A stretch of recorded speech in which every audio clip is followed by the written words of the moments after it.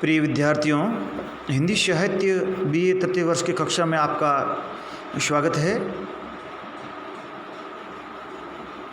निराला की प्रसिद्ध कविता जागो फिर एक बार इस शीर्षक से दो कविताएं हमारे पाठ्यक्रम में हैं।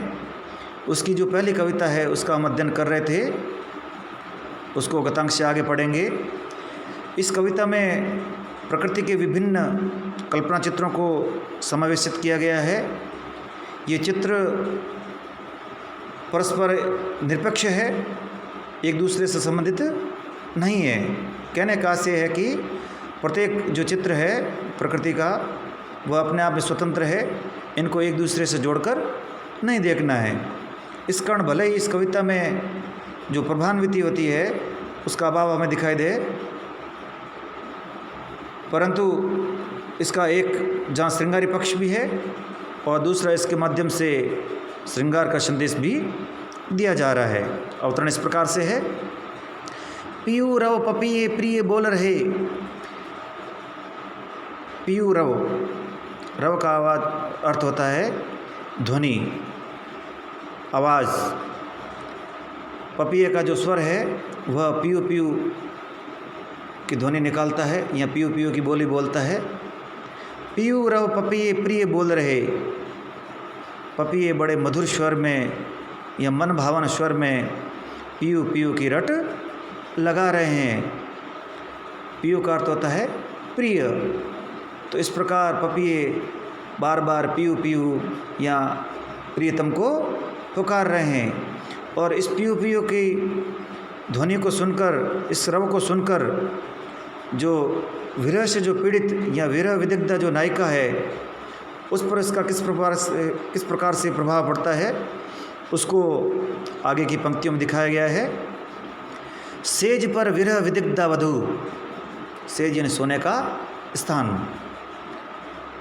सेज पर विरह विदग्धा वधू, और सेज पर सो रही विरह विदग्धा विधु। विरह से पीड़ित जो वधु या जो नायिका है या विरह पीड़ित जो नायिका है, याद कर बीती बातें। उस पियू पियू के कलरवों को सुनकर विरह से पीड़ित जो नायिका सेज पर सो रही है उसे अपने अतीत का स्मरण हो आता है। याद कर बीती बातें रातें मिलन की। वह अपने प्रियतम के साथ में या अपने प्रिय के साथ में जो उसने जो रातें गुजारी थी या उनका जो मिलन के जो क्षण थे उसका स्मरण उन्हें होता है, और वह प्रियतम की या प्रिय की जो मीठी मीठी बातें हैं उसकी स्मृति उसे हो जाती है। अर्थात पपिये की पियू पियू की या प्रिय प्रिय की जो रट है उसको सुनकर विरह से पीड़ित नायिका को भी अपने प्रिय के साथ में जो संयोग के जो क्षण थे या संयोग का जो समय था उसका स्मरण उसे हो आता है। मूंद रही पलके चारू। चारू का अर्थ होता है सुंदर। और सेज पर सो रही विरह से पीड़ित नायिका अपनी पलकें बंद करके प्रियतम के साथ में जो मिलन के जो क्षण है या उसके साथ बिताया गया जो समय है या संयोग के क्षणों को याद करती है, उसकी मीठी मीठी बातों को याद करती है। नयन जल ढल गए, और मिलन की रात्रियों को याद करके, बीती हुई बातों को याद करके, संयोग के क्षणों को याद करके उस विरह विदग्धा या विरह से पीड़ित जो नायिका है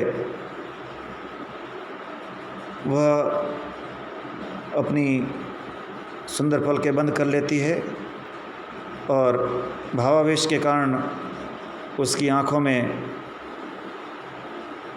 आंसू आ जाते हैं, नयन जल से भर जाते हैं। नयन जल का अर्थ है अश्रु। लघुतर कर व्यताभार।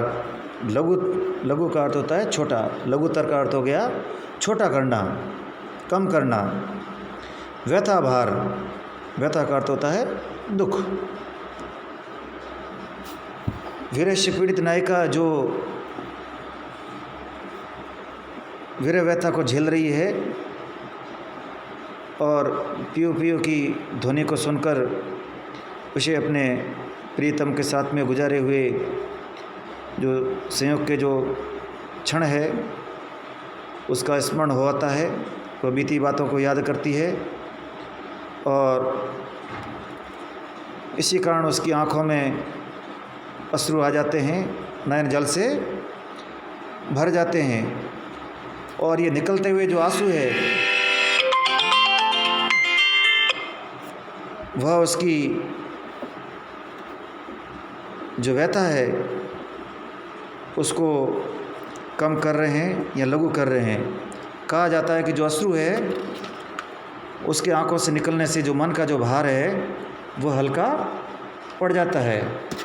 तो इस प्रकार से यहाँ वीर से पीड़ित जो नायिका है वह रात भर सो नहीं पाती है, अपने प्रियतम के साथ में व्यतीत पुरानी बातों को याद करती है और उसका हृदय निराशा से व्यथा से भर जाता है।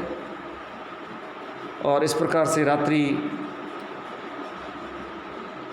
बीत जाती है और अब सूर्योदय होने का समय है। और जिस प्रकार से विरह की रात्रि बीत चुकी है और नया सूर्योदय हो गया है, उसी प्रकार से कवि ये संदेश देना चाहता है कि समय एक क्षण नहीं रहता है और दुख की रात्रि भी बीत जाती है और मिलन की जो मधुर आशा के कारण जो जागृत रहने का जो संदेश है वह कवि इसके माध्यम से दे रहा है। तो यहाँ छायावादी काव्य शैली में लाक्षणिकता और जो अप्रस्तुत सौंदर्य विधान होता है उसको यहाँ पर दिखाया गया है। धन्यवाद।